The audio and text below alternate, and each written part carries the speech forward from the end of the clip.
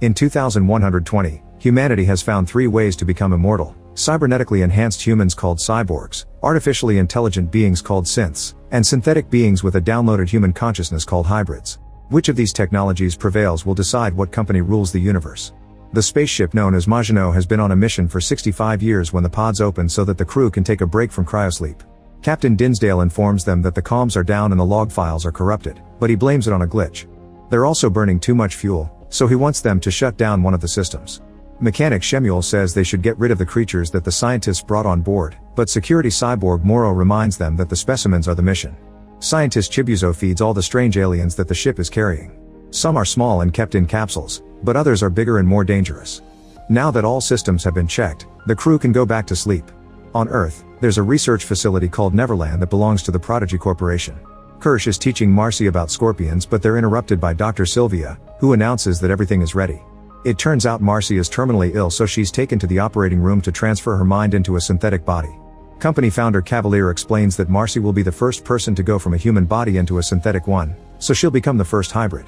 Marcy is connected to the machine and she revisits her childhood memories as her mind passes to the new body. Sometime later, Marcy is healthy and can do amazing things like jumping from huge heights. She also uses the name Wendy now. Since synthetic bodies can't grow, she's been given an adult body, but she still has a child's mind. Kirsch explains that fake bodies can't create the hormones that make human moods, so Wendy won't have them anymore. Sylvia shares that other children are arriving at the facility soon and Prodigy needs her assistance with their transitions. Wendy chats with the kids and shows them how strong her new body is by letting them hang on her arms. One by one, all the kids receive new bodies and forget about their illnesses. The group gets nicknamed the Lost Boys. On the Maginot, a mysterious creature runs through the ship, bringing chaos and destruction as the crew screams in horror and the alarm echoes in every corridor. Morrow hides in the computer room and talks to the ship's AI, explaining that all the specimens are loose now. Suddenly Zaveri starts pounding on the door asking for help, but instead of opening, Morrow transforms his arm into a blowtorch and seals the door shut. Soon the creature finds Zaveri and attacks her while Morrow tells the AI that the whole crew is dead.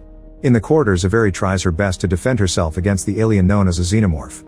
However, the alien is too strong and quickly kills her. Then the xenomorph starts pounding on the door and breaks the glass while Morrow explains to the AI that the ship will need to crash on Earth because containing the creatures is the priority. The alien is now pushing the door open, so Morrow opens a hatch on the floor and hides in the impact room, which automatically gets sealed. The xenomorph keeps pounding on it, but Morrow just gets ready for the crash. Meanwhile, Hermit arrives in the city of New Siam, which is run by Prodigy. Wendy watches him on the security cameras while commenting on his story. He works for Prodigy too and thinks his sister Marcy is dead. Seeing him again reminds her of their childhood together. While Hermit is on a roof talking to his co-workers, they suddenly feel the building shaking. At that moment, the Maginot crashes in the city with a huge explosion. Hermit and his team rush downtown to evacuate people and guide them to avoid the falling debris from the destroyed buildings. While the team searches the wrecked ruins for survivors, they come across the ship and get inside through a hole in the hull. Back to Morrow, he uses his transformed arm to escape the impact room. He wanders through the ship, finding the crew's bodies all over the place. When he sees Hermit's team on the security camera, he calls the ship's company Wayland Yutani to warn them. In Neverland, Cavalier announces they'll keep everything they find on the ship. Wendy sees her brother on the security footage and says her team should go too. Cavalier agrees to let them out under Kirsch's supervision.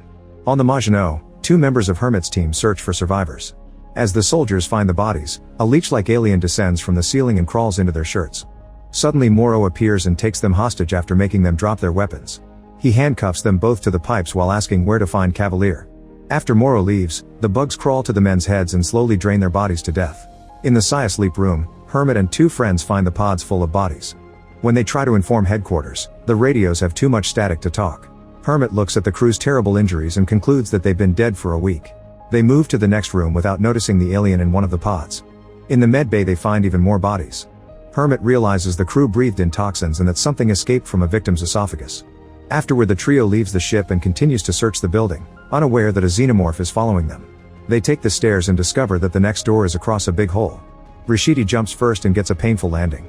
Siberian jumps next and the floor breaks, but Rashidi catches her just in time. Before Hermit can jump too, he sees some saliva falling on his shoulder and looks up to find the xenomorph on the ceiling. A terrified Hermit makes the jump, but the xenomorph attacks him in the middle of it, causing him to fall to the next floor.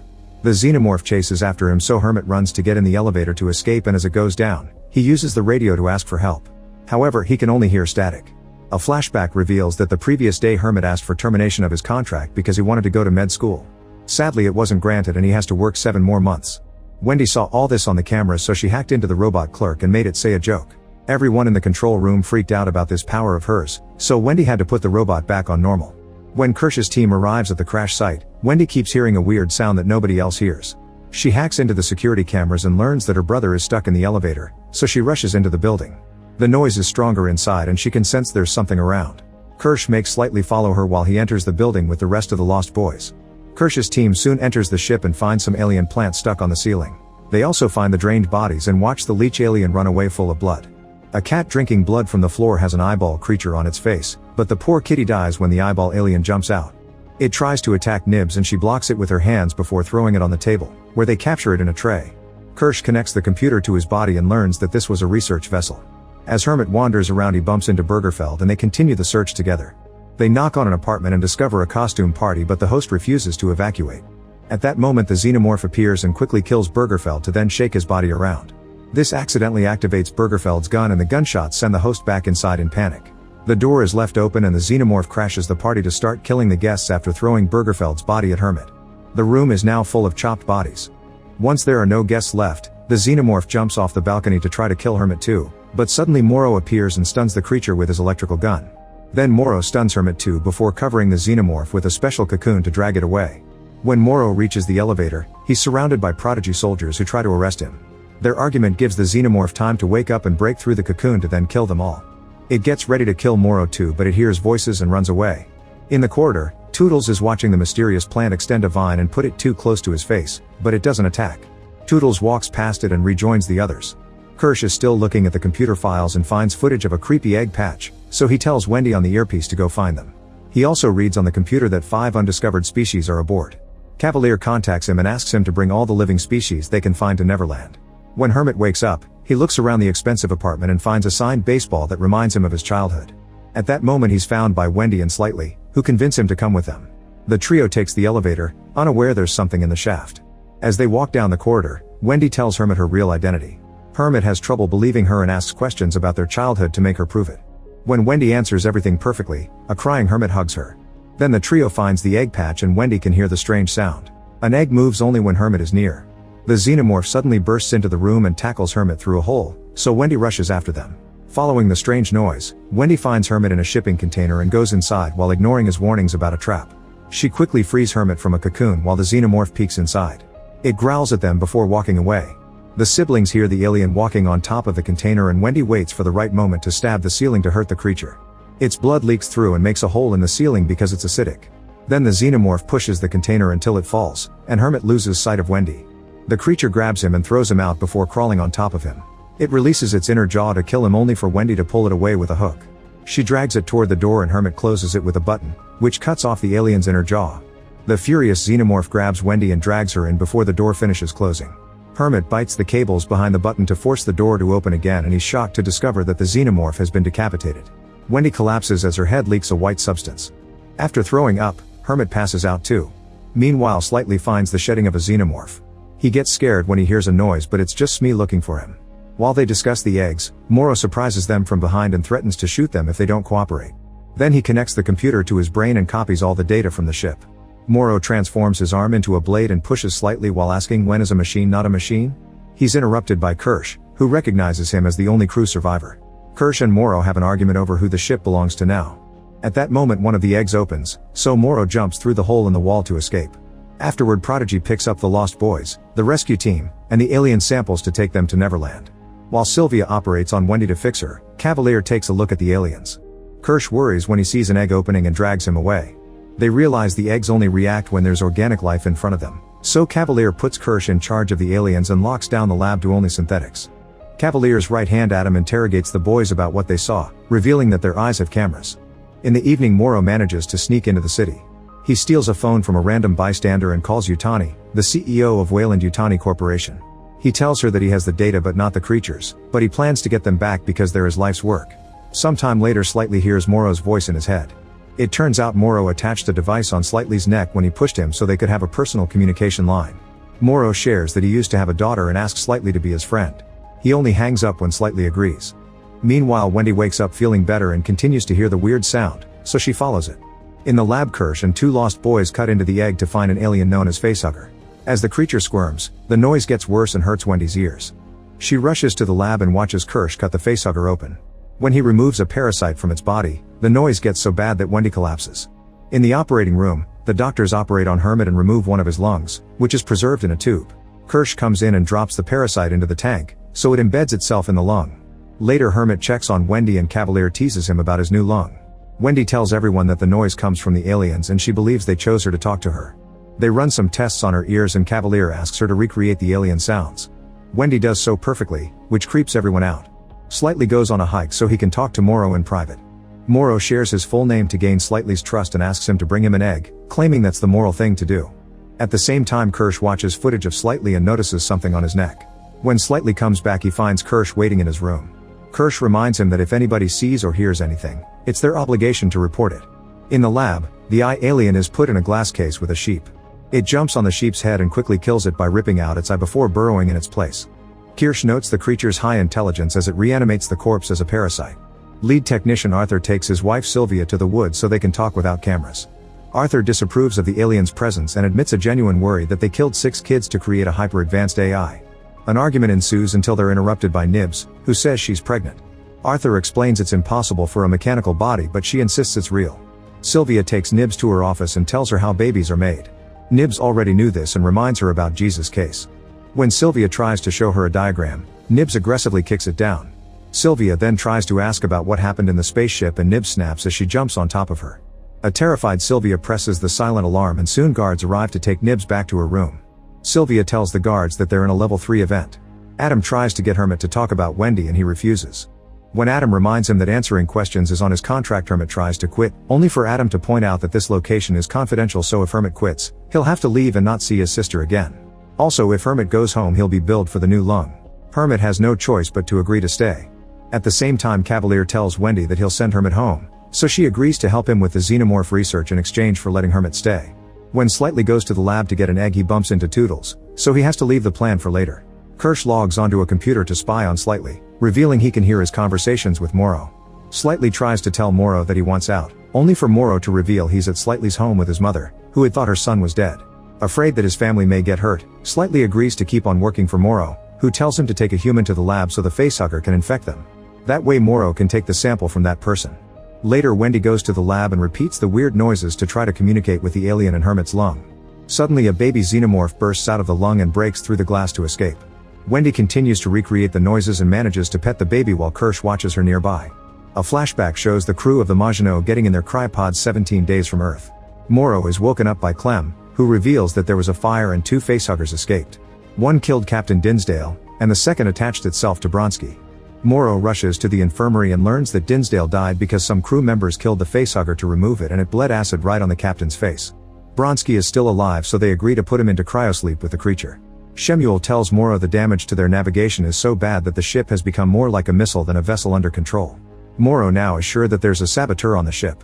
After Bronsky is put to sleep, Morrow investigates the fire and finds a hole in the floor that goes through several levels. Then he watches the security footage of the facehuggers attacking their victims and notices an unknown person in the background. Next Morrow tells the engineers that the saboteur may be sneaking through the ducts, so he needs to see the ship's blueprints. He also gets guns for Clem and himself for protection. The communication files with Earth have been corrupted and deleted, so Clem is running a recovery program. Later Morrow looks over his personal effects while remembering his daughter. She passed away in year 8 of the mission, which the company communicated to him with just a cold letter. Shemuel lets Morrow and Zaveri know that their fuel reserves are down to 8%, so the saboteur knows what they're doing. Suddenly an alarm rings to announce there's been a cryopod breach. Morrow and Zaveri rush to check and discover that the facehugger killed Bronsky and then escaped by breaking the pod glass. Morrow gives Zaveri an electric stun gun and Rahim says they should wake up more crew members, but Morrow refuses to avoid chaos.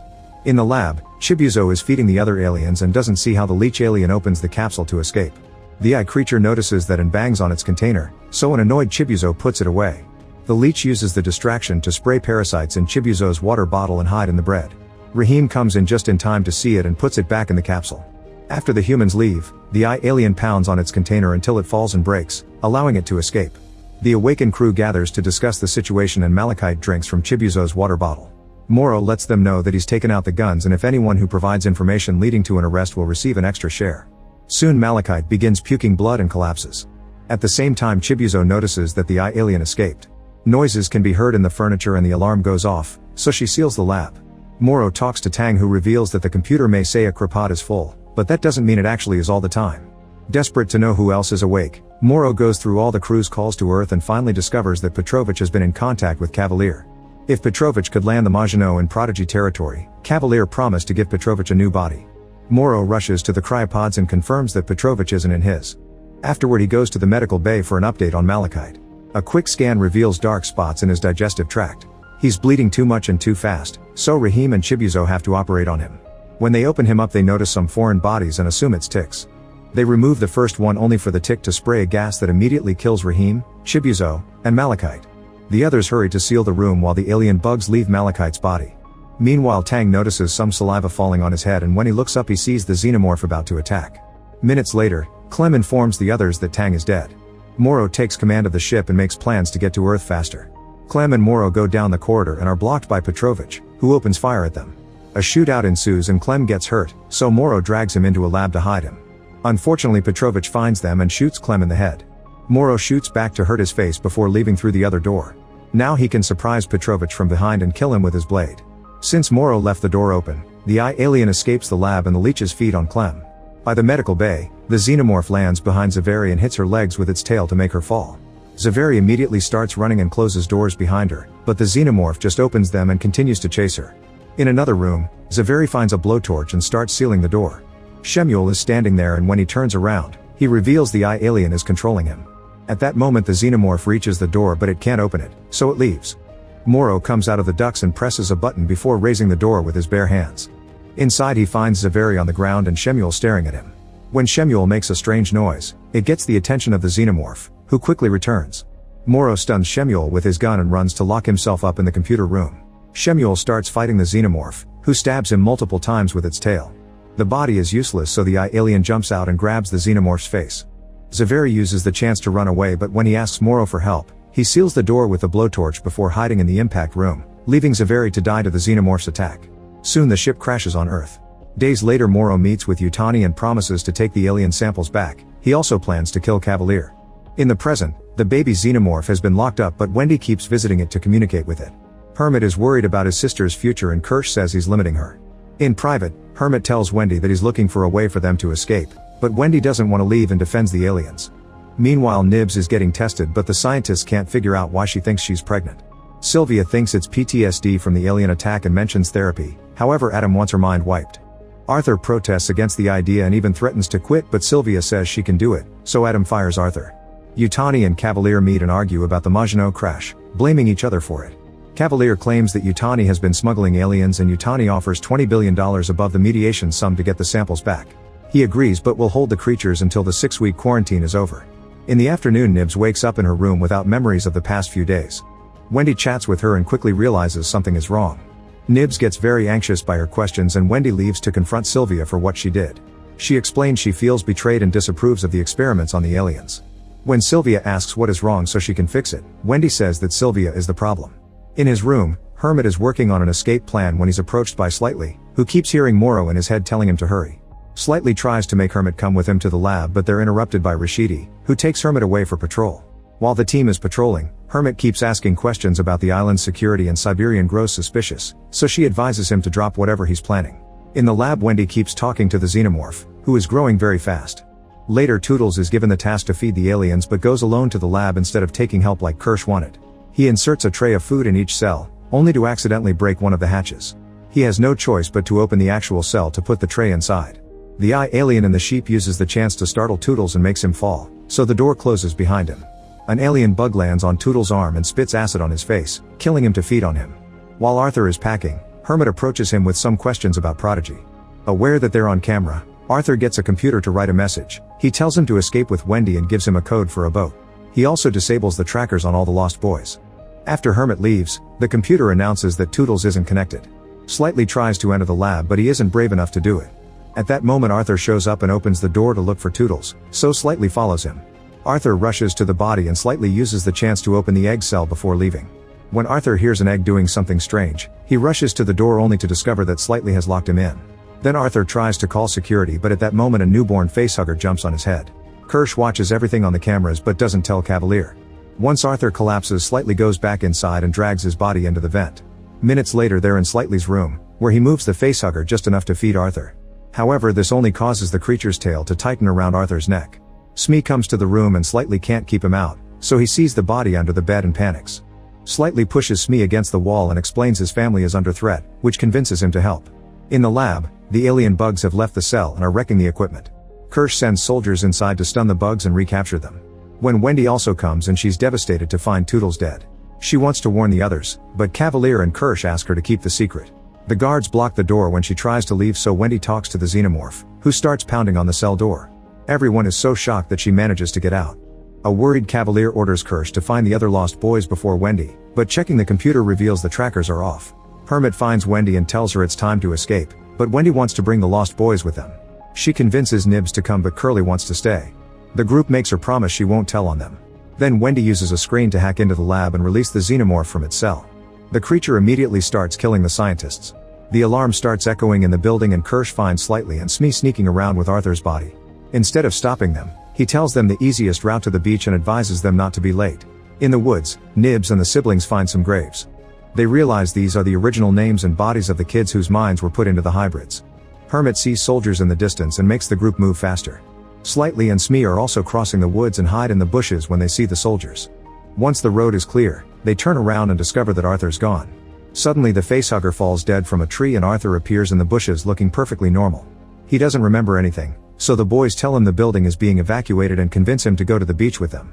Minutes later at the beach, Arthur starts seeing flashes of what happened and realizes everything is wrong.